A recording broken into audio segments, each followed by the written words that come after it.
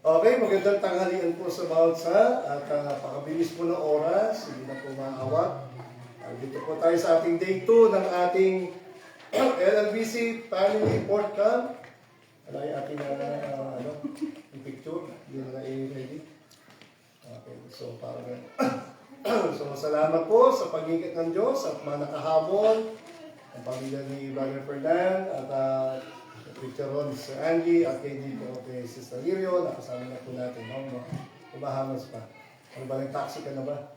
Okay. So, salamat. Tayo ay, nagabi sa ikong paki-count po, head count nga po. Paki-check nga po head count. Hindi po. Isa na lang po. Nakalive na tayo. Opo. May magbilang na. Paul, upo ka na. Hindi na lang po ito mo. Okay, sige po. So, manalangin na tayo. Wala sa Fatima. Pinatawagin ko. Okay. Sige po. Tayo na lang si Brother Fernand. Pakilig nga po tayo. Tatay Fernand, yun na lang po. Ako. Okay, tayo manalangin. Naka-pants ka naman. Okay, sige po. Dito lang. Pwede naman sa harap ko lang. Okay, akala ko sila. Lakas na. Hindi, dito po. Para nakikita na sa introduction kayo. Opo, yan. Sige po, tayong manalangin na sa panimula. Sige po, Tatay Fernand. Tayo manalangin. Ama namin Diyos sa langit, salamat po sa mga oras na ito, sa pagkakataon po ito. Ang kayo po ay dinala dito sa lugar nito para po sa aming gawain, sa kararangal mo, sa pagpupuri sa iyo, Panginoon. Kayo po ang patuloy na manguna, patnubayan at pagpalay po ang araw nito at ang masusunod pang mga araw, Panginoon, ng panamalagi namin sa lugar na ito. At kayo po ang manguna, Panginoon. Kayo po ang patuloy na mamusik sa bawat isa. Pakinggan namin ang mga salita mo, ang mga aral mo, Panginoon, at mabuhay po kami, mamuhay kami ng naaayon sa iyong banal na kalooban, Panginoon. Maging patuloy kayo, Panginoon. Gawin namin ang nararapat, Panginoon. Kayo po puri mo at ikararangan, Panginoon. Kayo po ang naging namin kasama mula sa araw, mula kahapon, bukas, at maging bagi sa mga oras na Panginoon. Kayo po ang manguna at patuloy na namin pasalamatan at maglingid kami, maging kaaya-aya ang bawat isa, maging makabuluhan po ang mga gawain ito hanggang sa kahuli ang araw ng aming pamamalagi. Kayo po ang aming maging gabay, Panginoon. Aming pagpupuri, nagkasalamat sa pangalan ni Jesus na aming Panginoon. Amen. Okay, sige po, mawit po muna tayo. Salamat po, tayo mawit. Bago tayo makinig natin. Bible lesson. Ito, itip po natin all creatures of our God and King. Yan. Tayo po tayo na. Kung ano na. Hawak mo ngayon. Wala kasi ano yun eh. Papalusak yan. Para may control ka. Okay, so itip po natin all creatures of our God and King.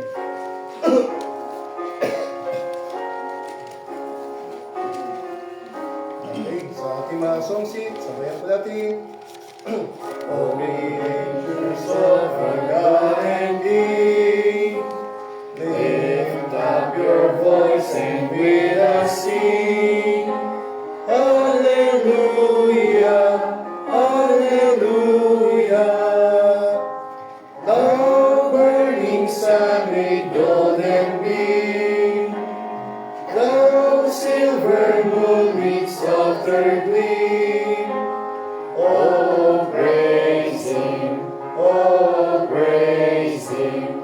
Hallelujah, hallelujah, hallelujah.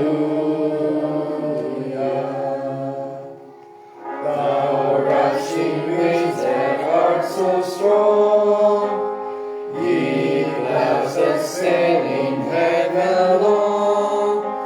Oh, praise Him, hallelujah. The rising morning praise rejoice. Ye lights of evening find a voice. Oh, praise Him, oh, praise Him. Hallelujah, hallelujah, hallelujah. And all ye saints of tender heart,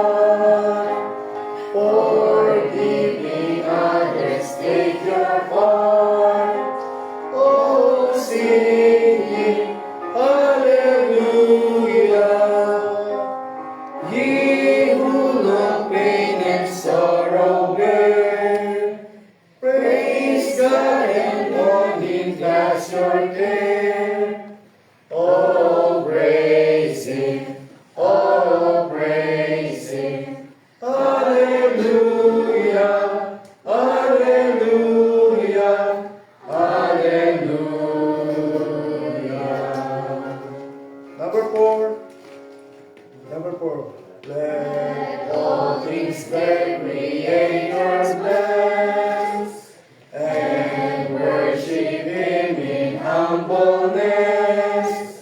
Oh, praise Him, hallelujah. Praise, praise the Father, praise the Son, and praise the Spirit, three in one. Oh, praise Him, oh, praise Him, hallelujah, hallelujah, hallelujah. Ito ba ating theme song, God on the Mountain? Sige po. Okay, ang kapela na lang po. Ang hindi natin, God on the Mountain. Life is easy. Ready? Sing. Life is easy when you're up on the mountain, and you've got peace of mind like you've never known. But things change when you're down in the valley. Don't lose faith, for we're never alone. For the God of the mountain is the God in the valley. When things go wrong, He'll make them right. And the God of the good times is still God in the bad times. The God of the day is still God in the night. You talk of faith when you're up on the mountain, but talk of easy when life's at its best. Now down in the valleys of trials and temptations, that's where your faith is really put to the test. For the God of the mountain is still God in the valley. When things go wrong, He'll make them right. And the God of the good times is still God in the bad times. The God of the day is still God in the night. Okay, salamat po sa awit niya. Puri ng Panginoon. Remain standing. Sige po, pakinggan na po natin ang ating Bible lesson number 3 na ibigay po sa atin ng ating preacher, Ronald Navarro. Pakinggan po natin sa itapo ng Panginoon. Hindi po, Pastor. Hindi po, habang nakatayo na po tayo, buksan po natin ang Jeremiah, Book of Jeremiah, chapter 17. Jeremiah chapter 17. Basahin po natin ng sabay-sabay ang dalawang verses lang po. 7 and 8 ng Jeremiah chapter 17. So 17 po, and then sabay-sabay na po natin babasahin yung two verses, 7 and 8. Pakisabi nga po ng malakas kung nandiyan na po kayo. Amen. Yan ay malakas. Amen. Kailangan yung dinig hanggang kabilang bundok. Amen. Yan po. Alright, so 7 and 8 po. Ready? Read. Blessed is the man that trusteth in the Lord, and so for he shall be as a tree planted by the waters, and spreadeth out her roots by the river, and shall not see when he cometh, but their leaves shall be green, and shall not be careful in the year of drought, neither shall cease from the yielding fruit. Tayo kung muli ay manalangin po. dakilang Diyos, salamat po muli sa pagkakataon na kami po ay magbigay po ng kapurihan sa inyo, Panginoon. Salamat po, Lord, at tinin po niyo po kami muli dito po sa lugar po na ito. Salamat po sa inyo pong naging pag-iingat, protection sa mga bumiyahe po, Panginoon, para po makarating dito ng ligtas. Salamat, Panginoon, sa chance po muli, Panginoon, opportunity, Panginoon, na kami po ay magpalakasan sa isa't isa, magbigay po ng papuri sa inyo, Panginoon, kay po, Lord, ang patuloy po na mangusap sa aming pong kalagitnaan, kay pong patuloy, Lord, na magbigay po ng kapangyarihan sa inyong pong salita, Panginoon, na tumimo po sa aming mga puso't isipan, Panginoon, upang kami po ay lalo pong mas maging malapit sa inyo, Panginoon, at patuloy, Lord, na ang mensahe niyo po ay maunawaan po, Lord, ng bawat isa. Kay po, Lord, ang maluwalhati po sa aming pong kalagitnaan. In Jesus' name we pray. Amen. Pwede po. Sige po tayo po kayo. Ano po? Yan. So, tingin ko naman po ay naano na tayo, no, na nabigyan na po tayo ng marami ng mensahe po ng mga nakaraang pong mga tagapagsalita po dito. Ano? At ang babahagi ko na lamang po ngayon ay yung dalawang bagay lang po na mountain and valley po. No? So, masaya po ba kayo? By the way, na nandito na po tayo. Masaya po tayo, no? Dapat kapag ka ang mga Kristyano ay nakikita-kita, yung saya ay hindi ma-describe, no? Kumbaga, yung galak na nakita-kita tayo kasi sabi nga, hindi lang tayo dapat dito magkakasama hanggang sa langit po, no? So, yung katabi mo ngayon, tingnan mo nga. Yan. Yan.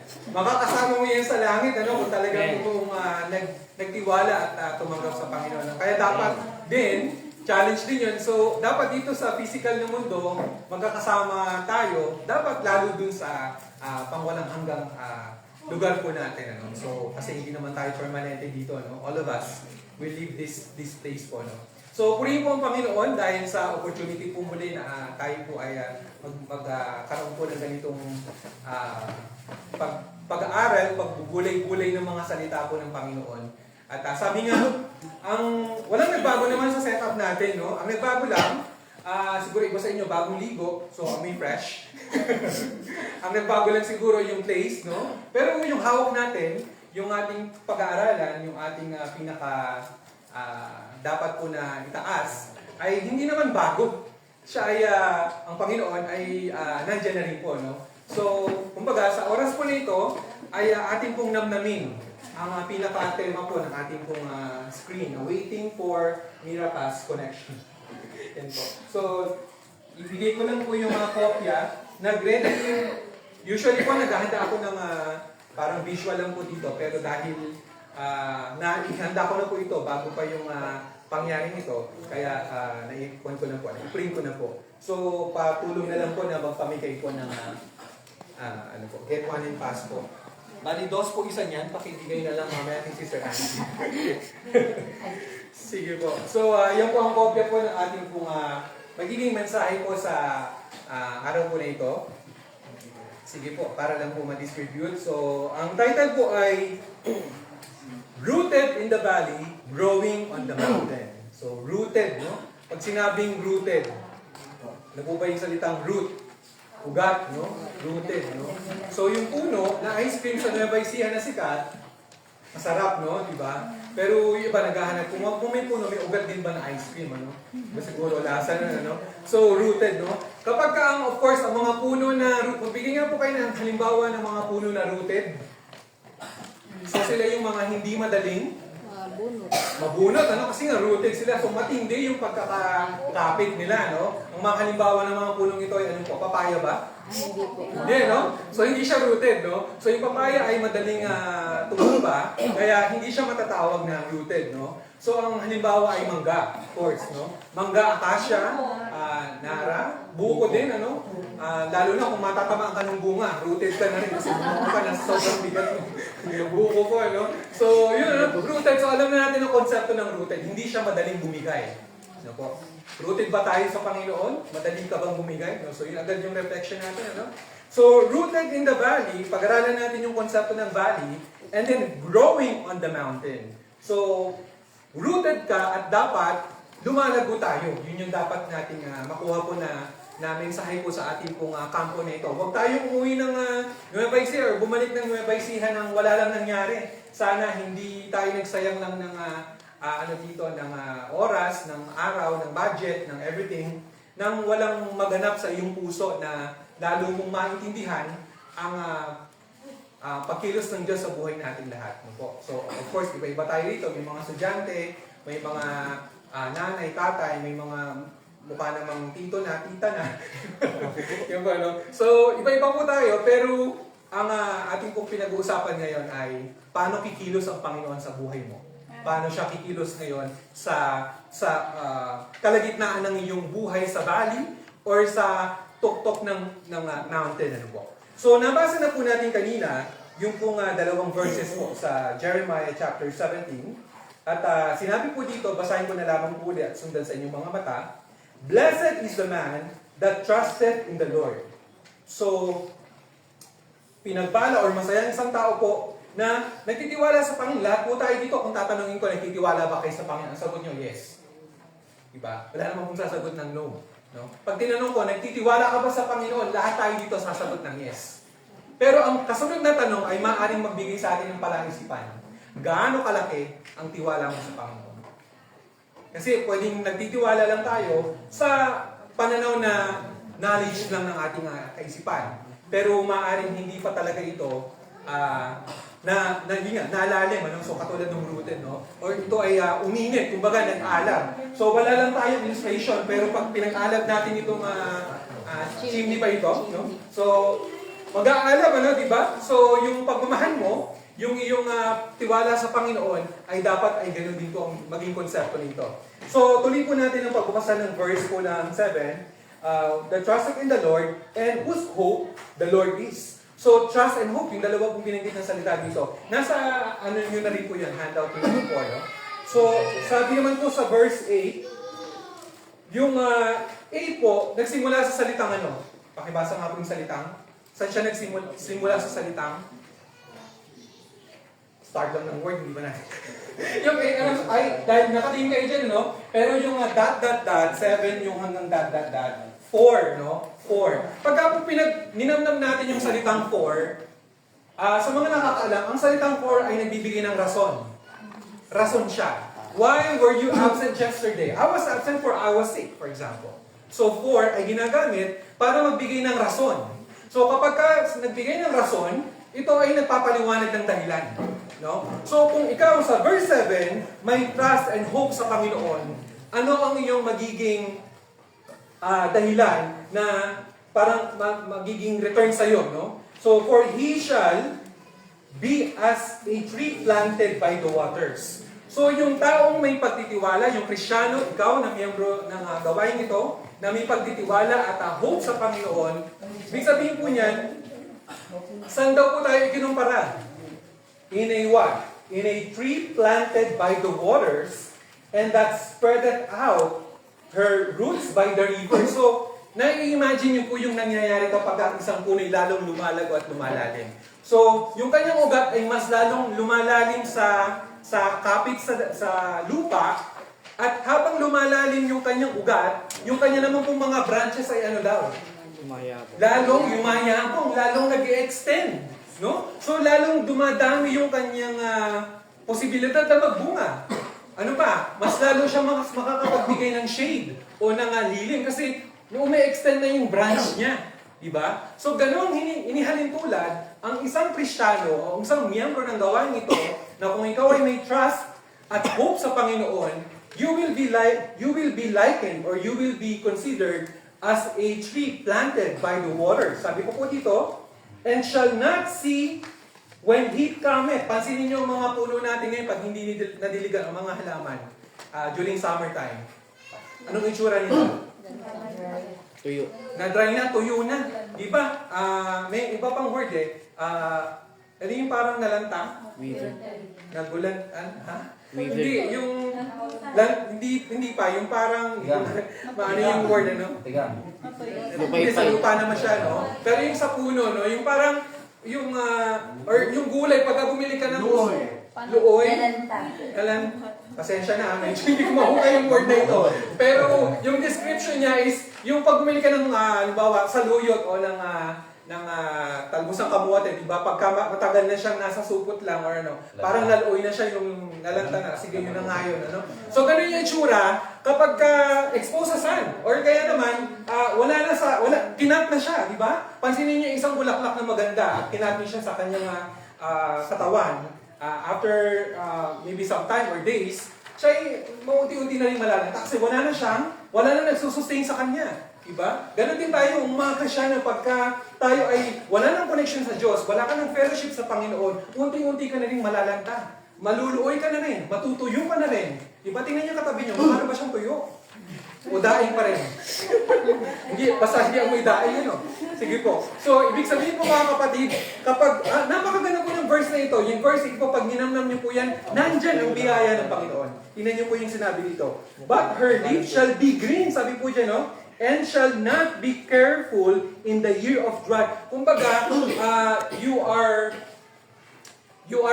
hindi ka matablan ng araw or ng anong klima kasi you are protected.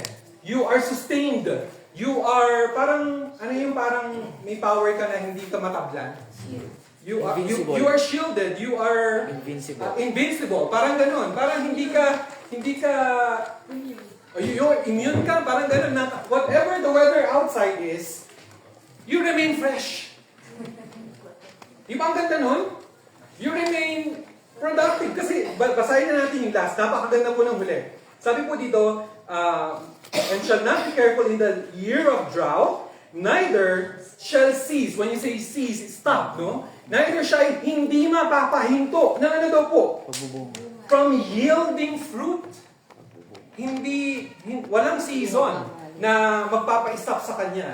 When we have fruits here, seasonal ang mga prutas, ang may mga gulay din ng mga seasonal, ano? Pero yung description ng Panginoon dito, sa isang Kristiyanong may tiwala at ang kanyang pag-asa ay binibigay niya sa Panginoon, nilalagak niya sa Panginoon, you are immune sa mga ganitong sakit ng pagkatuyot, pagkaluoy or sobra sa tubig, di ba? Ang mga halaman, mga pananim, pag sobra rin sa tubig, hindi rin maganda. So, calculated yan ng mga farmers kung kailan nang magpapatubig, kung kailan nang, kumbaga, everything is at the right measurement. Parang ganun po, no? So, ang pangako ng Panginoon dito is something sa iyo, kapatid. Kapag ka ikaw ay nasa gawain ng Panginoon, ikaw ay nasa kalooban ng Panginoon, you are unstoppable. Hindi ka mapahinto sa paglilingkod, hindi ka mapahinto sa pag-aakay ng kaluluwa, hindi ka mapahinto sa pagbabasa mo ng Bible. As in, you are totally hot sa paglilingkod sa Panginoon. Yung init ng iyong paglilingkod sa Panginoon ay nandun na, hindi siya mapigilan. But ito yung larawan ng Kristiyanong ganito yung ginagawa. Pero kung sabi nga, ang Biblia ay, ano po ito? Batayan. Batayan ito eh. Ito ay basihan, batayan, at ito ay tawag dito, mini-measure nito kung gaano ka lumalago. Tama po? So, tingnan niyo po kapatid yung description dito at ikaw ngayon. Are you like this Christian? Kasi itong verse na ito ay pinangako sa mga anak ng Panginoon. Ano po? Kaya napakaganda po na huwag po natin kalimutan na stay rooted sa kalooban ng Panginoon. Kaya po alam niyo po mga kapatid, kung titingnan po natin, kung pag-aaralan po natin, ilang taon na tayong Kristiyano o ilang taon na tayong naging bahagi ng gawain ito, isa yun sa magiging dahilan kung bakit lalo ka magtatagal sa gawain ng Panginoon. Kasi hindi ka lang dapat rooted. You should also be growing. Sabi nga, so may dalawang salita dyan, rooted and growing. So kunin po natin yung dalawang konsepto na yan sa pag-uusapan po natin yan. So may kopya na po kayo. At ang number 1 po na sinabi dito, mountains. Of course, mountains, bundok ito, no? So, nasa bundok pa tayo ngayon? Yes. Wala tayo sa kapatagan, ano? So, mountains, the heights of spiritual experience. So, namnamin po natin ito isa-isa, no? So, tingnan po natin, ang tanong dito, what mountains represent in the Bible? So, konting review. Ano po ang sa Bible, anong mga gamit or scenario ang pinatungkulan ng mountain? So, una po, sinabi dyan, Mount Sinai. So, recall natin, alam natin yung story na ito. So, yung mga example po na yan ay yung kung paano po ginamit yung konsepto ng mountain para po ipakita yung kapangyarihan ng Panginoon. So, mountains in Scripture, basahin ko lang po, are often places of divine revelation. Ginagamit ang bundok or mountain, literal po kasi literal ng mga bundok na ito, para daw po ihayag, i-reveal ang divine purpose ng Panginoon. Ano ba? Victory, worship, and glory. So, may mga pagkakataon din na ang mountain ay ginagamit para maging lugar ito ng ng pananalangin, ng pagsamba, at pagbibigay po ng glory sa Panginoon. So yan na nga po, may Mount Sinai dyan na ginamit. Mount Carmel, where Elijah called down fire from heaven. That's in 1 Kings 18. Mount of Transfiguration, where Jesus revealed His glory to the disciples. Alam niyo po nangyari dito sa Transfiguration? Di po, tama po? Anong nagliwanag? Yung mukha ng Panginoon, di ba? At anong nangyari sa mga disciples na naka-witness ng liwanag? Halos parang na-absorb din nila yung light na ito, no? So, anong illustration doon? Na kapag ikaw ay nakafocus lang din sa Panginoon, you shared, napapamuhay mo yung glory na dapat na dinisign sa ng Panginoon. So, that's Transfiguration. And then Mount Zion, a symbol of God's eternal kingdom. So, ano po ang napansin ninyo sa tatlong illustration ng Mount dyan sa ating pong mga sinabi? Nagpakita ito ng pagsamba, ng glory, ng mga bagay po na gusto pong ipagawa ng Panginoon. Ngayon, kunin po natin yung konsepto ng mountains na ito sa ating personal na buhay. Kaya kung sabi dito, what mountains represent in the Christian life? So, kunin na po natin kaagad yung illustration, So, ang mountains naman sa mundong ito, sa panahon natin ngayon, wala na kasi ngayon yung una po na nasa Bible, na Mount Sinai, may binigay na 10 utos kay Moses. Wala na pong ganun ngayon. Kung meron man, aakalain na lang natin parang sila yung mga kulto na nagpupunta sa bundok, namumundok, o kaya naman mga NPA. Mga ganun na po. Hindi na yung parang katulad ng ganitong setup na ang Panginoon ay tumatawag at nangungusap sa bundok. No? Hindi na po. Pero tingnan po natin yung konsepto ng mountain sa personal nating kanya-kanya pong buhay. Una po dyan, what mountains naman na nire-represent ng ating pong buhay? Una po is the spiritual high points. Spiritual high points. Ano po yung tinatawag nating spiritual high points? Ito yung mga lugar kung saan God's presence feel near. Pag sinabi po natin spiritual high points, anong punto ng buhay mo? Yung parang feel na feel mo ang Panginoon. Yung ramdam mo talaga na God is with me. God is in me. May ganun po ba kayo naramdaman? Yes. Pagka kasi wala, kabahan kayo. Ano po? Na this is what we call now as high points, spiritual high points of our lives. Na ramdam mo ang Panginoon ay napakalapit mo sa Panginoon. Na yung prayer mo, yung pagbabasa mo ng Bible, katulad ng ganitong situation. Ang revival or camp, mga ganito, mas nafe-feel mo yung Panginoon. Tinatanggal natin sana walang masyadong nagse-cellphone ngayon, walang mga distractions kasi you want to feel these spiritual high points. No? And this is what this mountain represents right now. Ito po yung nire-representa ng bundok ngayon. Na mas malapit ka sa Panginoon, mas nararamdaman mo yung kanyang presensya. Naniniwala po ako, may mga ganito po tayong kanya-kanyang karanasan. Tama po ba? O yung ilan lang.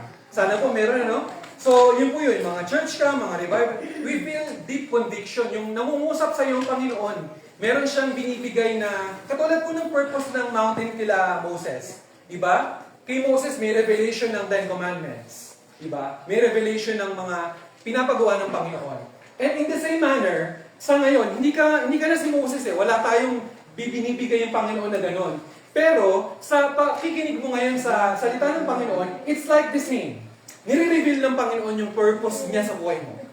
Tama ba? Nakukuha natin yung situation na sa mga spiritual high points ng buhay natin, God is talking to you.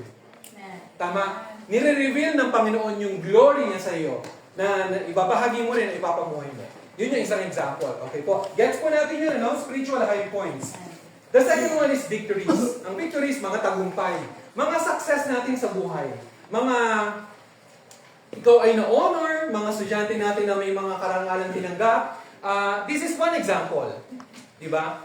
mga victories, mga tagumpay na naranasan mo sa buhay mo. If you're going to count, sabi nga ng kanta, count your blessings, di ba? And name them one by one. So, ibig sabihin ng blessing, you can consider that victories, no? Anong mga tagumpay mo na sa buhay? Madami, di ba? Mga binigay sa iyo pinaranas sa iyo ng Panginoon na tagumpay, pagkakaroon ng magandang career, pagkakaroon ng magandang trabaho, pagkakaroon ng business, mga tagumpay yan. Kasama mo ang Panginoon dyan at pinaparanas yan sa iyo ng Panginoon. Mga tinatawag nating breakthrough na salamat sa Panginoon, pinaranas niya ito sa akin. May ganun po ba kayong naramdaman? Meron po, no? O yung hindi mo ina-expect na honor student ka, pero wala nga talaga. Diba? Hindi mo in-expect na may ganito kang blessing, pero meron.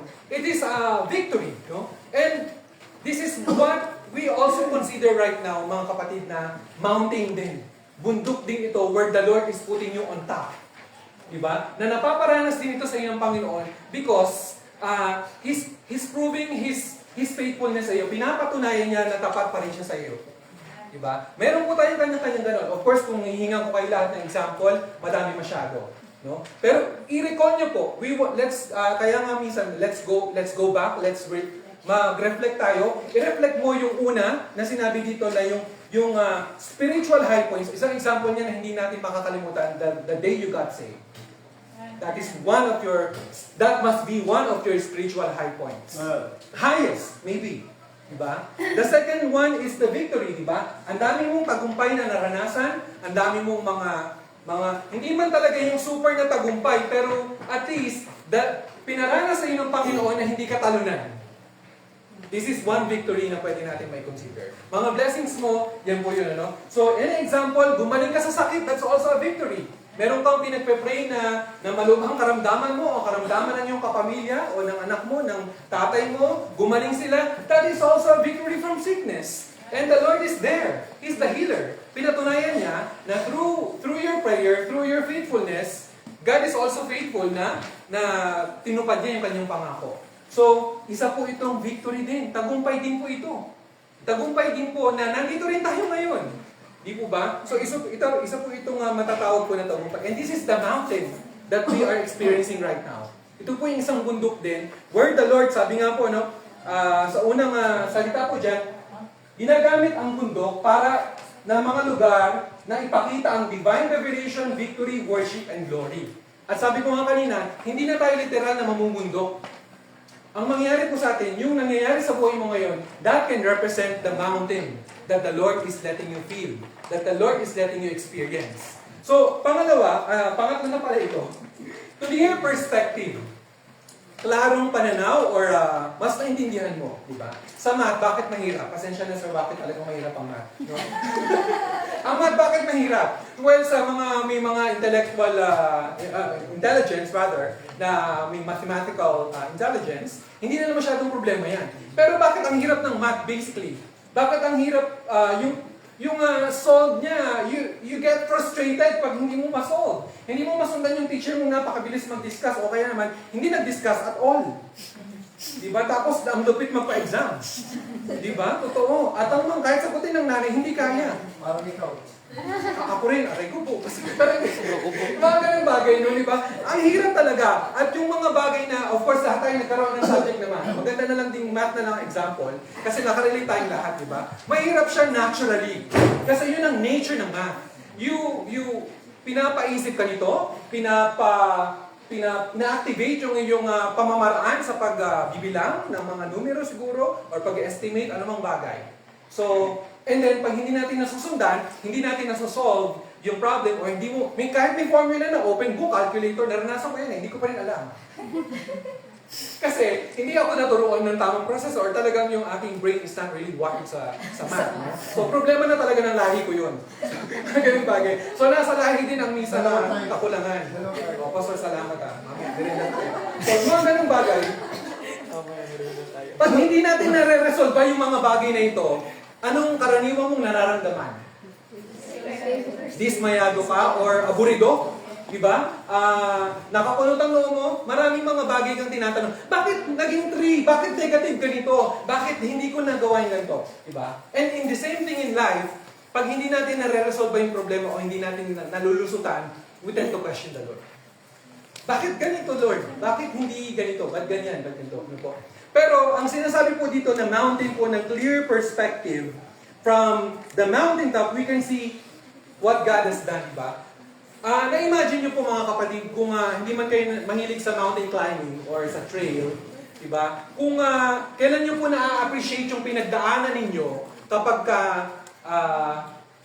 nakita nyo na gano'n siya kahirap or kadali sa bundok, no? Kapag nasa na tayo. Nasa tuktok na, syempre. And when you look back, nakita nyo yung mga zigzag siguro, yung mga parang mga malabangin na dinaanan mo. Kasi nung una, while climbing, the process itself, mahirap talaga. Diba? Hihingalin ka, andyang munti ka ng malaglag, mga napapanood nyo rin sa movie kung hindi nyo man na-experience. But basically po, hindi mo na-appreciate yung bundok na inaakyat mo kapag umaakyat ka pa lang. Diba? And the same thing, kapag may problema tayong binibigay ng Panginoon or challenge na pinagdadaanan, hindi mo muna na-appreciate yan. Hindi muna natin nakikita yung kami ng Panginoon.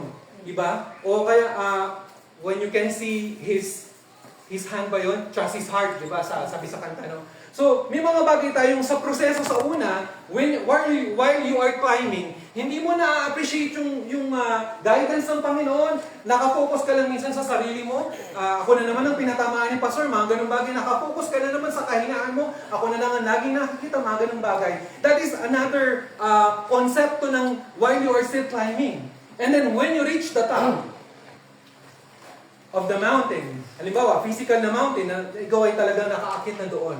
With your endurance, with your persistence, with your strength, nagawa nating makaakit doon. Of course, the Lord allowed you to be there. Diba? And then nakita mo yung maliit na lang din minsan, diba? Yung the distance, sa tuktok pa, medyo maliit mo na lang siya nakita kasi parang sisiw na lang sa yung problema. Na yung pala yung pinagdaanan ko. Yung pala yung naging problema ko na nung nakita mo, mas naging clear sa'yo yung purpose pala ng Panginoon. Kaya di ba may mga pagkakataon sa buhay natin, again, pinag-uusap po natin clear perspective. May mga pagkakataon sa buhay mo, nasasabi mo, kaya pala sinara ng Diyos ang pintuang ito para buksan ang bintanang ito. Kaya pala, hindi ako pinatuloy ng Panginoon sa ganitong sitwasyon o event or job, kaya pala ako hindi natanggap kasi may ganito pala. Redirecting, ano po? And mapapansin mo, ito yung nangyayari. The clear perspective is there. Di po ba? Mas malinaw sa iyo ngayon ang purpose mo dahil nung, ginagawa ng Panginoon yung kuwan mo, yung roadmap mo. Di ba? When you say roadmap, ito yung talagang parang sa Waze, no? The Waze of time. No? Magkakaligaw-ligaw ka. And that's part of the journey siguro po, no? Pero nakita mo na, nalagpasan mo ito at mas na-realize mo sa sarili mo, Panginoon, salamat, hindi mo ako hinayaan na magtuloy sa ganitong trabaho, for example. Panginoon, salamat kasi hindi mo kami hinayaan na mag-travel, may ma-aksidente pala, mga ganung bagay. That is clear perspective. And that is also the mountain what the Lord has provided you. Na, doon siya nangungusap again, we are talking about the mountain. And the mountain talks about the revelation of God, the purpose of God to you, the glory, worship, and everything. This is also the mountain of clear perspective. Bundok ng may pagkalinaw ka na, nahimasmasan ka na. Mas nakita mo na, lumumay ka na rin sa iyong pinipilit sa Panginoon. Di ba ganun tayo sometimes, or most of the times, pinipilit natin yung gusto natin, pero hindi mangyari, kasi hindi will ng Panginoon. Di po ba? And then you get to realize, hopefully, sana, na ikaw ay nakita mo yung perspective na pinapaunawa sa iyo ng Panginoon. Kaya hindi pala para sa iyo yan. Kaya hindi ka pala para dyan. Kaya pala dapat itigil mo na yan. Mga ganung bagay. The yes should not be a no. And a no should not be a yes to the Lord. Kaya po yung clear perspective na yan, either bitter ang pagkakatanggap mo or sweet yung pagkakatanggap mo kasi lalo mong in-embrace ang Panginoon. Lalo mong in-embrace yung will ng Panginoon. Why? Kasi nagkaroon ka na ng klarong pagkaunawa or perspective. Alam niyo po ang perspective sa engineering, ganun din. The formation ng bahay, nandun lahat ng mga detalye. That is a perspective. Nandun yung susundan ng lahat ng mga taong gagawa. Ganun din po ang perspective ng buhay mo sa Panginoon. The Lord is showing you the right perspective katulad ng gawain natin ngayon. Yung purpose mo bilang kabataan, purpose natin bilang mga professionals, purpose mo bilang kuya, bilang ate, bilang anak ng pastor, bilang mga magulang, sa ating lahat. The perspective must be clear to us. Yung purpose na dapat hindi mawala sa atin. Yung pwede mong magawa, yung pwede mong maiaanay para sa Panginoon. Again, for His glory. Diba? Kaya naniniwala tayo at pinaglalaban natin na nasa tama tayo. Kasi we don't idolize people. We don't worship people. We only worship the Lord. We don't worship pastor. We don't worship who are powerful here, who are politicians here. Hindi natin binibigyan ng ganong mga pananaw yung taong may mga kasama natin dito. Only, ang hina-highlight lang natin yung Panginoon. And dapat clear po sa ating anak ka man, kabataan ka man, bata ka man, or matanda man tayo, yung perspective dapat makita mo. The Lord is actively working in your life. Aktibo siyang gumagawa sa iyong buhay. Aktibo ka niyang hinuhubog. Kabataan ka, pasaway ka, kabataan ka, madami kang mga reklamo sa buhay. Kino-compare mo yung sarili mo. Hindi dapat ganoon. Bakit sila may ganito? Ba't ako may ganito? Ba't ako walang ganito? Clear perspective. Pag nakita mo yung perspective na hinahanda sa iyo ng Panginoon, mas ma-appreciate mo ang kalooban ng Panginoon. And that is the mountain where the Lord is speaking to you. Di po ba? Ang mga propeta, ang mga taong inaatasan ng Panginoon nung panahon niya, ay kinakausap niya sa mga bundok. Kaya nga po ngayon, hindi na ganoon eh. Kinakausap ka na ng Panginoon through this situation na meron ka. And wag po natin i-miss yung mga sitwasyong tayo po ay nasa mahirap na sitwasyon, tayo po ay mga nasa maluwag na sitwasyon. Kasi yung mga bagay na yan, the Lord reveals Himself to you. Pinapahayag ng Panginoon yung kanyang sarili sa iyo. Pinapahayag ng Panginoon kung gaano siya kakapangyarihan at kung gaano tayo kalimitado. Tama po? Again, kakapangyarihan ng Panginoon and we are limited. So, yan po ay clear perspective. At 1, 2, 3, 4. Clarity of purpose. So, medyo karugtong na siya nung binanggit ko po, no? Ito yung, kapag po tayo ay may clarity of purpose, may direction tayo. Meron po tayong sinusundan na guide. No po? Kaya, kumusta po yung Bible reading natin, yung ating pagbabasa ng Bible? This is how we can navigate our destinations. Yung navigate, di ba, kapag sa mapa, sinusundan mo ano yung mga ruta o mga lugar, mga landmarks na kung saan hindi ka maliligaw.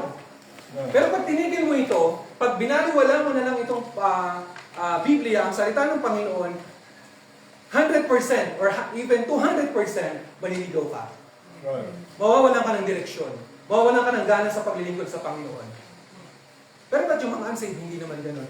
Unsaved sila eh. Hindi natin pinapakailang, hindi natin kukumpara yung kanilang buhay. Ba't ang mga drug addict, mayayaman naman? Of course, ganun ang kanilang means and they will give account to the Lord. Ikaw na nararamdaman mo na nagtatapat ka, na nagbibigay ka ng kapurihan sa Panginoon, pero nakakaramdam ka ng mga kakulangan, mga imperfections. Mas maganda nga yun eh. Mas nakikita mo doon kumikilos ang Panginoon. Pansinin nyo, kapag maganda yung nangyayari sa buhay natin, all is well, kumpleto, sobra-sobra, maayos lahat, wala ka masyadong sensitivity sa Diyos. Hindi ka masyadong sensitive sa Diyos. Pansinin mo kung kailan ka mas emotional. Pag may, binata. Mas emotional tayo pag may pinagdadaanan tayo. Pag may mga tinanggal ang Panginoon sa'yo. Pag may mga binali ang Panginoon sa'yo. Pag may mga kinuha ang Panginoon sa'yo. Pag may mga dinilit ang Panginoon sa buhay mo. Mas, na nandun yung, iba yung dating sa'yo, emosyon mo. Diba? Pero pagka meron ka ng lahat, pagka okay ang lahat, parang hindi mo kailangan ng Diyos. And that's the reason. Kaya po, we cannot have everything. Kasi, pinaparana sa atin ng Panginoon, siya lang ang kailangan. Po ba? Kaya po, next po natin is strength and faith. Nakakatanggap po tayo ng mga testimony, nakakarinig tayo ng mga testimony na nahamon tayo. Yung mga, halimbawa po, no? Kapag po tayo ay nakakapag-imbita ng mga missionaries, mga pastor, mga bisita po sa church, no? para po patungkulan yung strength in faith. Di ba, nahamon tayo, nagkakaroon tayo ng conviction, mas nagbibigay ka sa mission. Naalala mo, ay, hindi pala ako nakapag-commitment sa mission. Pagka mga ganun bagay, strength and faith, nare-remind ka, no? Pero, kidding aside, kapag ka po tayo nakakarinig ng mga kagilagilalas na ginawa ng Panginoon, kapag ka po tayo nakaka-witness ng mga bagay na ginagawa ng Panginoon, either sa mismong buhay mo o sa buhay ng iba, at nakita mo ang kamay ng Diyos doon, your faith becomes strengthened. Napapagtibay ng Panginoon yung iyong pananampalataya, yung pamumuhay Kristiyano. And that is, again, the mountain where the Lord reveals His glory and power. Kapag ka po, napapalakas lalo pa yung ating pong pananampalataya. Sa buhay natin kapatid, anong nagpapalakas ng pananampalataya? Or malakas ba yung pananampalataya? Kapag ka lang pa tayo, maganda po, no? Kung kaya lang natin gawin to every month, why not? Ano po? Para talagang lalo tayong, kumbaga sa uling, mas mahihigitan na natin kung imagine niyo may naglalagabdab na amoy dyan, no? Lalo talaga tayo magniningas, no? Kapag ka yung parang recharge ka palagi. Yung, ito nga yung sinasabi natin kanina po, no? Kino-consider natin siyang spiritual high points, no? Mamimaintain mo yung spiritual high points mo na recharge ka palagi, revive ka palagi, encourage ka palagi. But again, the reality, hindi laging ganun. Magpakatotoo po tayong lahat, ano po? Hindi naman sa lahat ng pagkakataon you are strong. Hindi naman sa lahat ng pagkakataon you are consistent. Diba? Minsan nga, may Sundays na super blessed ka, talagang nangusap sa iyong Panginoon. Meron kang spiritual high points. Pero the following hours, the following day, the following week siguro, unti-unti siyang nawawala. Namamatay yung kine-create na init ng Holy Spirit sa puso mo. Bakit? Bakit kaya gano'n kapatid? Na nawawala siya, parang mainit mo lang, pero lumalamig ka agad. So may mali. May mali na siguro kung paano mo siya ipamuhay. Okay, so, ano pong nakita nating katotohanan sa bundok? Anong mga meron sa bundok? Sa mountains. Literal po, hindi yung spiritual muna. Diba? Ang bundok, pwedeng seasonal lang, hindi sila permanent. Diba? Mountains are not permanent. Pero ginagamit ng Panginoon ang mga bundok, of course, for protection din. Sa lahat, sa maraming bagay. Siyempre, creation ng Panginoon ang mundo eh. So, lahat ng mga nandito, tailored fit, no? Pag sinabing tailored fit, sakto. Kumbaga, imagine niyo kung paano ginawa yung Noah's Ark. Everything is measured. And your life must be tailored fit according to God's measurement. According to God's standards. According to God's desire. So, tailored fit din dapat ang buhay natin. Kasi kung gano'n siya ka-metikuloso nung ginawa ang Noah's Ark, gano'n din siya naging mapagmahal, metikuloso at ka-protective sa iyo. Ka-gracious sa iyo. Kabiyaya sa ating lahat. Ka-forgiving sa ating lahat. But we know the character of the Lord is not always this way. Siya ay divine. Siya ay righteous. Siya ay holy. Yun po. So, God uses mountains to prepare us. Saan? Saan po tayo, yung mga mountains na spiritual yung tinutukoy ko ngayon, ginamit ng Diyos yung mga mountains na ito, no? The spiritual high points, the victories, the clear perspective, the clarity of purpose, the strength and faith. Ginamit yung mga mountains na ito na sumisimbolo sa mga itong bagay para sa isang purpose. Ano yan? To survive the valleys. Pinalakas ka ng Panginoon sa mountain, pinaranas niya sa iyong mga biyayang ito. Kasi may valleys tayong pinagdadaanan. It is not always the heights, but even the lows. Diba? Kaya nga ang kasabihan, ups and down. Down, diba? So, it's not always up. Pansinin mo yung mga kanta kung puro high tone, kung puro mga matataas, walang baba. Siguro, ang sakit sa tenga. Diba?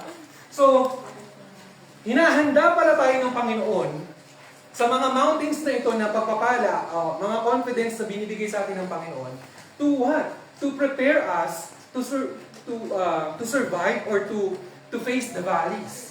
Kaya pag-aralan natin yung valley, kaya magkasunod lang yan. So, yan, pangalawang outline natin. 2 outlines lang. No? So, valleys, no? Anong valley sa Tagalog? Hindi din nagbabalik, ano? Beyond, ah. So, valleys, no? Lambak, no? So, ito naman, kung yung mountains, the heights of spiritual experience, valleys, the depths of spiritual challenge. Experience versus challenge. Mountains versus valleys. Heights versus depths. So, pag-usapan natin ngayon ng depths. Lalim. Diba? Kailan mo may imagine ang lalim, diba? May mga tao, may mga curious na tao na nag-tour sa Titanic, diba? Kung paano sila, kung nasan na ngayon ang Titanic. Very iconic naman itong movie na ito, no? At anong mga nangyari nung inattempt nilang isuyurin or sundan yung pinakamalalim na gusto nilang marating yung Titanic di ba nagpadulo na yung padulo siya, di ba? So, hindi na sila nakarating doon hanggang sa parang sumabog na yung kanilang mga sarili, no? Kasi yung pressure, no? Kasi kumbaga, hindi talaga siya kayang puntahan ng tao yung part na yon, no? But they attempted, kaya lang, makita mo doon, again, we are limited. Ano may curiosity natin sa buhay, may mga limitasyon tayo. Pag ipinilit mo, either mawala ka na, masira ka na, or masira yung iba. Diba? So, yun po yung design ng Panginoon kasi doon. Pero pag sinabi natin depth, yung pinakalalim, no? The depth of ano po ito? Valley, no? So, ngayon, kanina po, napag-usapan natin ano pong representasyon o simbolo na mountains or bundok na ginamit sa Biblia. No po? At dito naman, tingnan naman natin para konsepto yung balanse yung konsepto natin na valleys are what naman? Places of testing, trial, suffering, and refinement. No? Tingnan nyo na lang yung word na refinement sa uli. No? Pero, sino may gusto dito ng test? Wala mag-volunteer na magsagot ng 1 to 50 test in math prepared by Sir Waka. Diba? Sensya na sa example bro, para medyo magising-gising sila. Diba? O algebra, mga trigonometry, mga statistics, diba? Finding ang tagal na hinahanap yung value ng x and y, hanggang ngayon hindi pa rin makita. No? Napakatagal na hinahanap. Pero, basically mga kapatid, tayong Kristyano o mga natural na tao, mga normal na tao, ayaw natin ng pagsubok. Ayaw natin ng trials. Ayaw natin ng testings or challenges. Ano po? Pero, pinaranas sa iyo ng Panginoon yung number 1 outline natin na mountains of these things para po makayanan mong labanan or pagsumikapang pagdaanan yung mga valleys po ng pagsubok ng trials and testings. Meron po ba magtataas ng kamay dito ngayon na sasabing, Brad, wala akong challenge ngayon. Wala akong testing ngayon. Wala naman, di ba? Wala akong stress ngayon. Sino magtataas ng kamay? Wala akong stress ngayon. I'm stress-free. Ayan, parang may nag-react na sa lamin. Diba? Lahat tayo may kanya-kanyang stresses. Even the kabataan now, nauuso ng mga stress, mga mental health problem, mga concern, mga pressure, anxiety, mga nauuso na yan, na-turn na lang ngayon, pero before, nararamdaman naman. But again, walang ni isa man sa atin dito, sa mga nanonood man, na magsasabing wala siyang ka-stress. Kasi pag nagsabi niya na ganyan na wala siyang ka-stress, nakaka-stress siya. Tama mo ba mga kapatid? Diba? Lahat tayo may kanya-kanyang stresses and stressors. Stressors na bibigay sa'yo ng stress. No? So, the giver of stress. So, either yourself, and another self. I'm just kidding. Pero siguro, outside, external, ano? So, totoo, Pastor, agree. Opo, no? So, lahat tayo may stress. At papansin ninyo, mas saan ka mas gumagaling or mas nagkakaroon ng mas creative na pag-iisip na lutasin ng isang bagay? Pag wala kang stress o may stress ka? Pag may stress, kasi mag-iisip ka, paano ko ito gagawin? Halimbawa, binigyan ka ng problema ng boss mo or ng teacher mo o kaya naman sa school or sa church o sa work. Merong project, di ba? Nakaka-stress, may pressure, may mga dapat gawin, pero you are pushed to your limits to think. You are pushed to your limits to work. Tama po? You are pushed to your limits to believe na kaya. And in the same thing sa ating buhay Kristyano, ginagamit pala ng Panginoon yung mga ganitong pagkakataon. In the valleys, na valleys of stress, valleys of trials, valleys of pressure, to develop our character. Para ma-develop pa pala yung ating character. Kahit 60 years old ka na, kahit na 80 years old ka na, kahit basta buhay ka, basta may stress ka, may chance kang ma-develop. Yun po yun, no? Habang may buhay. So, much more yung ating mga kabataan po. Pero banggitin po natin dito, ang 4 na valleys na binigit sa Bible. Valley of the shadow of death. So, of course, alam po natin yan, na nagsimbolo sa danger and fear. So, that is mentioned in Psalm 23. Also, Valley of Dry Bones symbolizes spiritual lifelessness and revival. So, it's mentioned in Ezekiel. Also, Valley of Elah, where David defeated Goliath. So, bakit siya na-mention din na parang ano? Kasi nandun yung trial, no? Yung testing ng faith ni David during that time. Also, Valley of Baca, Valley of Weeping, tinatawag din. Turn into place of blessing. So, that is mentioned in Psalm 84:6. So, ngayon naman, kanina po, yung mountains na parang matatawag natin good news eh. Good news siya, or good points yun. Kasi nilibig ng Panginoon yung kanyang 10 commandments kay Moses, ginamit ng Panginoon yung mga bagay kung saan nilibig yung glory ng mountains, no? Pero itong valley, kung mapansin natin, medyo pwede natin i-describe this time na medyo negative. Base po sa 4 na nilagay po natin dito. Medyo negative yung konsepto niya, no? Ngayon, may concept tayo sa biblical principle na ito, no? Na yung mga values na yan, binanggit, ginamit ang konsepto ng Panginoon sa time sa Bible para ipakita yung mga negative or para mga danger or fear, no? So ngayon, pag-aralan po natin, paano naman ito sa buhay mo ngayon? Your values, no? So, number 1 po dyan. What values, ano pong sinisimbolo ng mga values in your time, in our time right now, sa ating buhay Kristiyano po, no? Number 1, times of waiting. Waiting. Sino pong laging gustong naghihintay? Wala naman. Diba? May kamit ka sa ganitong place or time. Naghintay ka ng 30 minutes lang or 1 hour lang. Galit ka na. Beast mode ka na. Diba? O kaya naman, na-late ka sa school. Diba? So, waiting, no? So, time of waiting. I-apply po natin yung time of waiting in your situation, in our situation ngayon po, no? So, ano yung mga time of waiting? Ito po yung mga masasabi po natin, mga hindi sinasagot ng Panginoon na panalangin. Meron ka bang panalangin, kapatid, na hindi masagot-sagot ng Panginoon? Time of waiting. May mga unanswered prayers tayo, unanswered desires, unanswered wants, and needs na rin, lahat na po. Basta yung nakatenga ka, nakahang ka, naka-crucify ka, nakapako ka, nakatukod lang, nakastop lang doon, idle, waiting. Anong pakiramdam natin? Mahirap, or kaya naman nakakainit, nakakayamot, dismaya, diba? Dami po. And that could be the valley of the Lord is letting you experience, yung lambak ng paghihintay. Para lang, nilalagay tayo ng Panginoon sa ganitong sitwasyon para lalong i-develop ng Panginoon sa iyo yung character mo bilang Kristiyano. Magtitiwala ka pa rin ba? Mapapagod ka na rin ba? Ito yung mga valleys ng buhay natin na natatanong natin, Lord, nasaan kayo? Where are you, Lord? Parang ganun. Where is God in this time? Pag natanong mo to, naiinip ka. Kasi parang hindi mo naramdaman ng Panginoon eh. O mamaya, meron pa tayong sa may silence. Yan, seasons of silence, no? Pero sa time of waiting, parang ganun din. Meron, clear po siguro sa ating lahat ngayon, meron kang pinagpe-pray sa Panginoon na hindi pa rin niya sinasagot. Meron ba? Mga kabataan, meron ba kayo? Mga nanay, meron ba kayo? Lahat tayo. God is guiding us in this valley of the time of waiting. Para lalo kanyang i-develop sa isang maayos na nagtitiwalang Kristiyano. So, times of waiting po, no? Pangalawa po, times of weeping. Ito natin makukonsider yung valley na nawalan ka ng mahal sa buhay, namatayan ka, namatayan tayo. May tinanggal ang Panginoon sa iyo na umiyak ka, na humagulgul ka.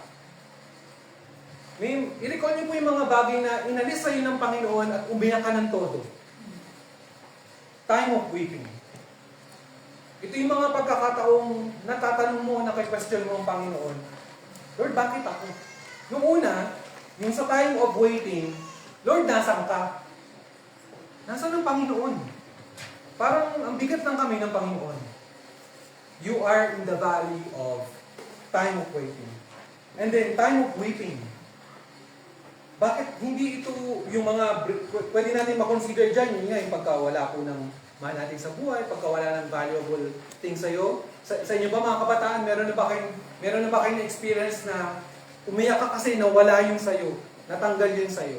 Nawala ka sa honor list, siguro. Nawala yung valuable things mo. Nawala yung pinagkaiingat. Kahit man siguro ito ay material or spiritual, pwede na rin. Basta nandun yung nakita mo na humagulgul ka talaga.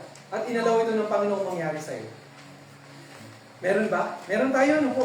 Meron tayong mga times of weeping in our valleys na ang hirap. Ang hirap i-deal ng mga kaibigan ko, for example. Ang hirap i-deal ng mga kapatid ko. Ang hirap i-deal ng tatay ko. Na kahit na mag-try ako na i-win siya, hindi pa din. Ang hirap, iniluhod mo na sa Panginoon. Ang hirap, ang sakit pa din. Bakit hindi ko matagalan? And you just ended up crying.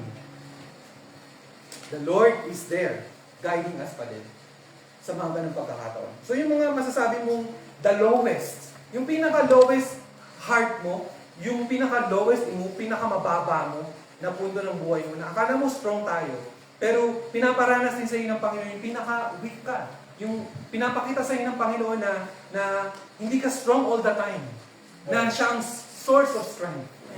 Diba? Yung pinaparanas sa iyo, maganda na pinaparanas talaga sa atin ng Panginoon, yung walang-wala din tayo.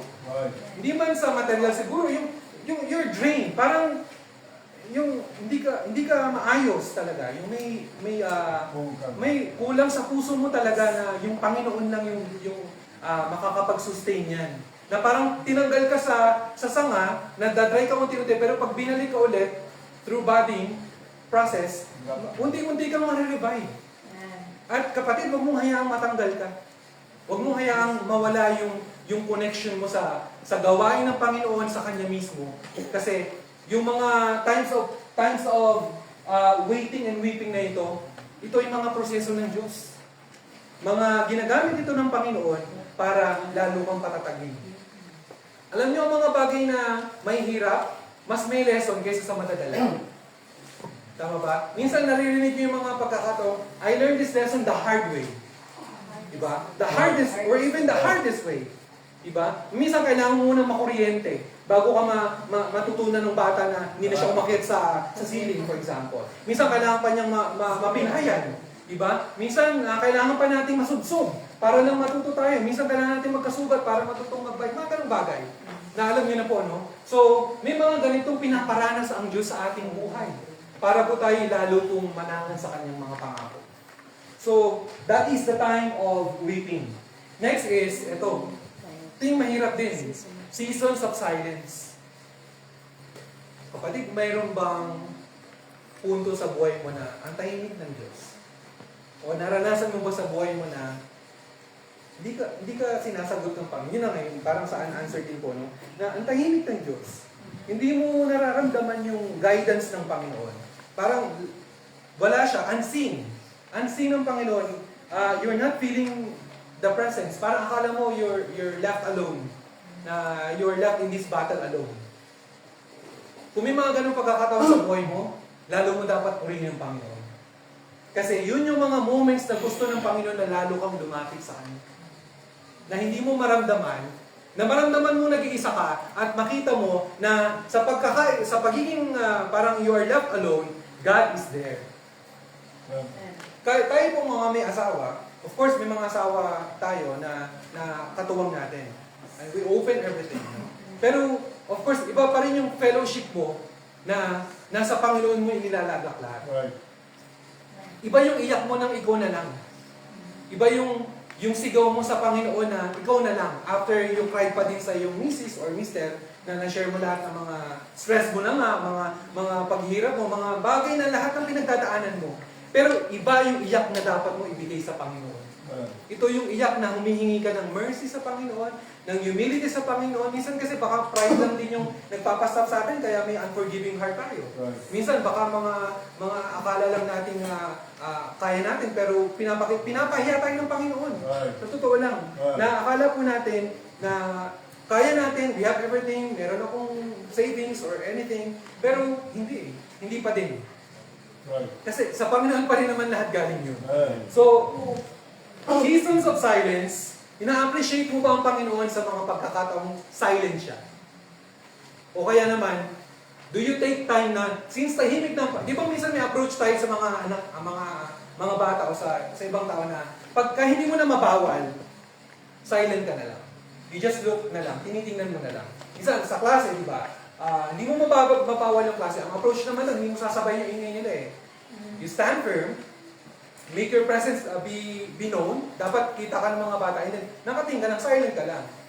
Pero nakikita mo, ako bilang teacher, yung kilos nila. At I'm getting their attention na silent ako. Pero I'm noticing them. So ngayon, makukuha yung attention nila. Iba minsan, silent ang Panginoon sa atin to get your attention. Para kunin niya yung attention mo. At kapatid, huwag mong inis yung ganong silence din ng Panginoon sa buhay mo. Na akala mo, okay ka lang. Diba? Minsan ganon pag ginumusta tayo, hindi, okay lang ako, pero wala ka nga sa gawain ng Panginoon. And the Lord is silent, na pinapakita niya na the Lord is silent, and you should be aware na dapat tayong magkaroon ng yung humble heart na lumapit sa Panginoon. Kapatid, yung mga silent moments ng Panginoon sa buhay mo, huwag mong i-miss. Kasi ito yung ito ay nagpapatong-patong na pundasyon para lalo kang tumibay. Nagkakapatong-patong ito ng mga opportunity para tayo po'y lumapit sa Panginoon. At next po dyan, ito, medyo masaklap din po yung next po natin. Experiences of pain, the valleys of pain. Yung mga lambak ng pain, no? Related sa weeping, di ba? Kaya bakit tayo iyak? Siyempre sa sakit, no? Imagine niyo yung isang nanay na nag-deliver ng normal, di ba? Na normal delivery. So, pain, no? May pain. Sino mong gusto ng pain sa buhay? Wala naman, di ba? Meron ba di yung matataas ng kamay? Gusto ko ng sakit. Pain, di ba? Kaya nga nausang mga pain reliever na sumisira sa kidneys. Di ba? So, pain. Pero anong kung babalikan nyo yung naging buhay ninyo, if you are 8 years old, 10 years old, 50 years old, basta naging buhay mo, mag-reflect tayo ng kaunti. Ano ang pinaka-painful experience ang pinaranas na sa inyo ng Panginoon? At how did you see God's purpose? Bakit ko pinaranas sa inyo ng Diyos?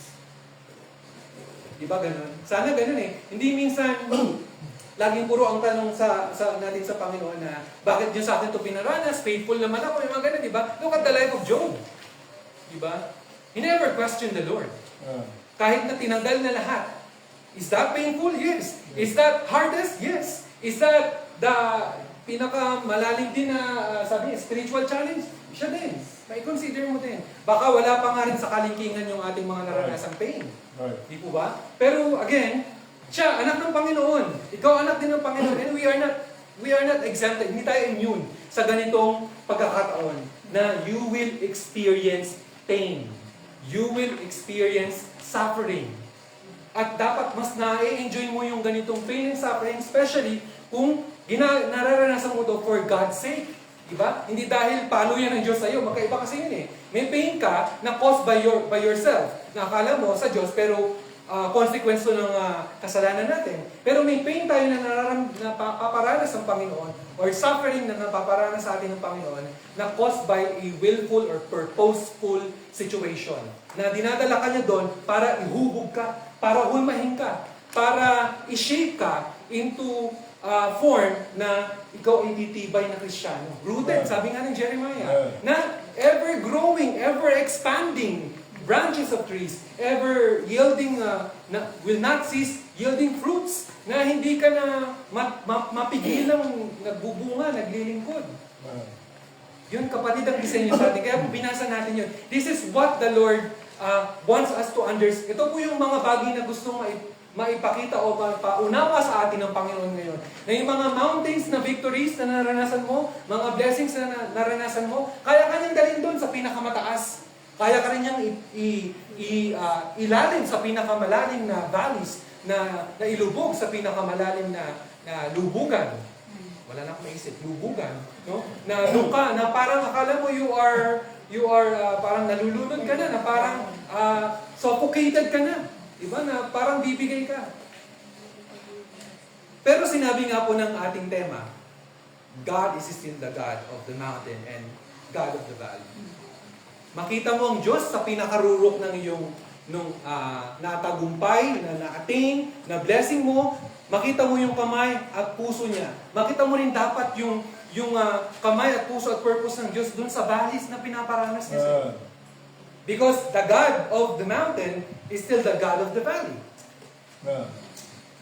Kaya po, whatever challenge or trials yung pinagdadaanan ng mga buhay natin, meron tayong kanya-kanya na challenge or trials or testing. Meron din tayong challenge as a church. We pray for the lot, we kneel down to God for the church building and all. Kasi we understand na hindi lang kalooban ng Diyos na tayo lang ang ligtas. Ang ating pamilya, di ba? Madala natin, hindi na kasya sa water district. And that is the pain that we should feel, na gagamitin ka ng Diyos para i-fulfill yung promise na ito. Gagamitin tayong lahat ng Panginoon at may magagawa ang Panginoon, and that is through you, sa mga members. Sa ating pong mga magkakapatiran po dito. So, yun po yung sinasabi dyan. So, pain. Ang pain sa buhay natin, either wala namang positive pain. Meron bang positive pain? Parang wala naman. Masakit na masarap. The pleasure of pain. No? Parang ang hirap eh. Hindi ka makahanap minsan ng pleasure sa pain. Pero only when you know the Lord, only when you understand His purpose, that pain, doon mo makikita sa likod doon, the pleasure of still sticking to God's will. Sunod natin yung, places of pressing. Di ba? Pressing. Ano yung pressing? Press the button, di ba? Ganun ng pindot. Di ba? Yung press dyan, yung pinipiga ka. Yung, alam niyo yung puntong kailangan kang magdaan sa pagpipiga, i-extract sa'yo yung best of you. Parang grapes na magiging wine. Parang olive fruits na magiging olive oil. Gatanan nyo, kaya kakain tayo ng ginatang mamaya. Para habang kinakain nyo, namnamin nyo yung pinag-aaral na, oh, this is pressed. Oh, this is threshed. Diba? Kaya tayo may oatmeal kasi hiniwalay siya dun sa balat. Diba? And for that oatmeal to fulfill its purpose na kainin natin, dapat siyang dumaan dun sa wawasakin yung kanyang laman para ng balat para lumabas yung mga wheat na yon. Diba? And of course, yun yung purpose niya. Diba? Yun yung bagay na disenyo sa kanya. Sa atin, ganoon din. Sa mga pagkakataong tayo po ay nasa places of pressing. Diba? When you are being pressed, you remain praising. You are pressing, you are being pressed. Pressing, when your pressing becomes praising. Gets mo natin? Nasa bobomba sa'yo, o ano bang affliction ito, pagpipiga sa'yo, you stick to God's promise, and then you keep on praising the Lord. That you are still being pressed, you are pressing and pinipiga ka and all, but out of that, you remain praising God. Ibang klase po yung pananampalataya, kapatid. When we have that kind of pressing moments po, itong pinag-uusapan natin ngayon, the challenge is, will you still praise the Lord? Hindi nangyaring pinagpe-pray natin, will you still praise the Lord? Hindi binigay sa inyo ng Panginoon ito, will you still praise the Lord? Hindi ka na-appreciate sa church, hindi nabati yung dinala mong pagkain, will you still praise the Lord? Will you curse the pastor? Right there. So we are authorized. So, mga ganun bagay, will you still praise the Lord in your darkest time? Will you still praise the Lord in your lowest point of time? In your below sea level moments? You know what below sea level moments is? Yung pinaka malalim na talaga na wala na rin nakakarating na isda kasi they cannot survive there. Dahil pinakamalalim na siya. Yung pinakamalalim na pagsubok na binigay sa ng Panginoon, will you still praise the Lord? Again, God is the God of the mountain and the God of the valley. So, dito po sa ating pinag-uusapan, patapos na po, ay 12:05 na palabas po. God is God of both forms. Ang Diyos pa rin, ang Diyos na kasama mo sa tagumpay, ang Diyos pa rin, ang Diyos na kasama mo sa kabiguan. Ang Diyos ang kasama mo sa masasayang alaala ng buhay mo, ang Diyos ang kasama mo sa pighati. That is, di ba? So, God is the God of both forms.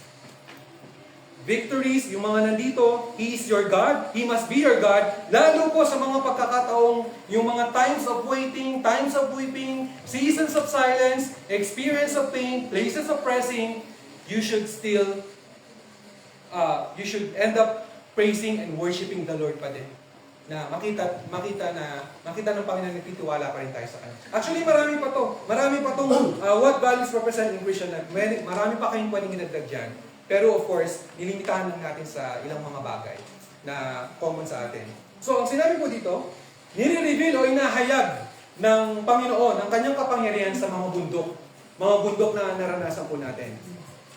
Nire-reveal niya doon, pero tingnan niyo po yung word na ginamit natin sa pangalawang sentence. Pinapatunayan naman ng Panginoon ang kanyang katapatan sa valleys.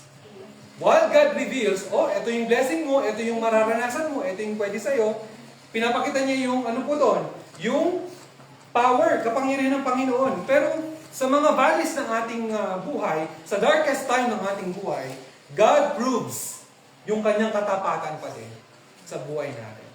Look at us right now, di ba? Tingnan niyo po yung buhay natin ngayon. Ano yung buhay mo dati na ikumpara mo sa buhay ngayon at makita mo doon, tapat ang Panginoon. Tapat ang Diyos sa buhay natin. Kaya kapatid, ganun ka din sana. Magtapat din tayo, diba, sa Panginoon. Hindi, sabi nga, dito mo lang magagawa yung mga bagay na paglilingkod sa Diyos. Pagdating sa langit, hindi na yan kasama. Pero ang magmamatter sa langit, yung kaluluwang nadala mo. Of course, ikaw din. Kailangan save po tayo, no? So, yun po doon. So, pinapaalala po ng Diyos na sa kabundukan man at sa lambaking, kabundukan at kalambakan, kapatagan, sige. Sa mga ups, yung mga alon, mga pataas, at sa mga kapatagan, He is in control. Siya pa rin ang Diyos natin. Siya yung may control ng lahat. And of course, ang sinabi nga po ng Hebrews, wait lang po, sa aking verse, Hebrews 13:8, sabi po doon na Jesus Christ is the same yesterday and today and forever. Ito po yung panghawakan natin na God is an unchanging God. Hindi nagbabagong Panginoon. Pansinin natin ibang kasabihan, nothing is permanent in this world except change. Totoo yan. Pati ikaw, tayong lahat, nagbabago. Lahat lumilipas din. Pero ang napakagandang panghawakan na tanganan mo that God is not changing sa'yo. Hindi siya nagbabago sa'yo. Mahal ka pa rin niya nung una ka niyang nakilala. Alam niyo yung when you first met, of course, hindi naman natin God ang God nung una eh. Saan tayo? Sa makasalanang lahi. Diba? Naging Diyos mo lang na tunay na Diyos at naging Father lang natin siya the moment you accepted Him as our personal Savior. Diba? And ang maganda pa dito, sino ang unang nagmahal? He loved us first.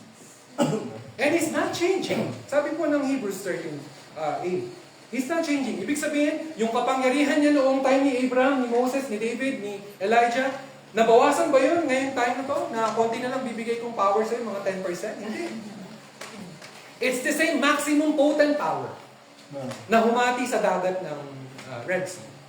Na nagpaulan ng mga apoy sa Sodom at Gomorrah. It's the same God na nagpakain sa 5,000 ba? 50,000 mga mga ganung bagay na gumawa ng mga kagilalas na hindi natin mapaniwalaan. And this is the God that we're serving.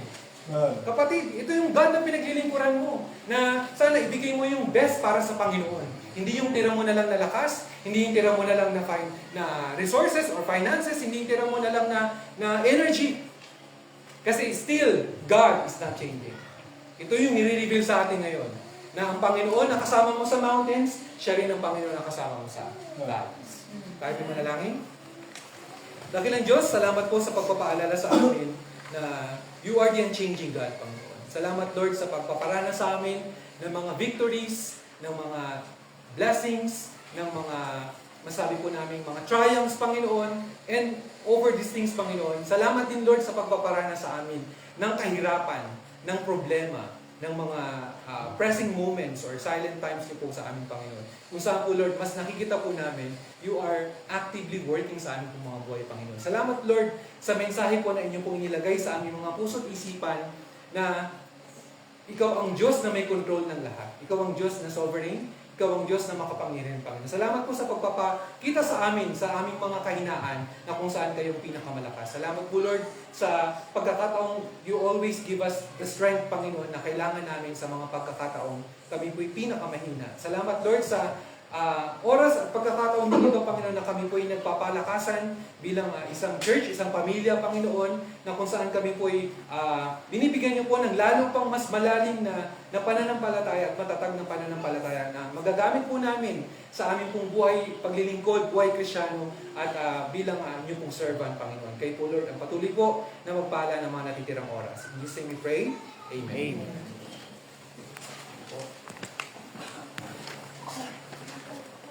All the people say, Amen. no, tama ba na una? 12 po. So, alam ko dahil. Since ano sa akin, 12. Shopping. So, tanghalian po. God bless po. Thank you po.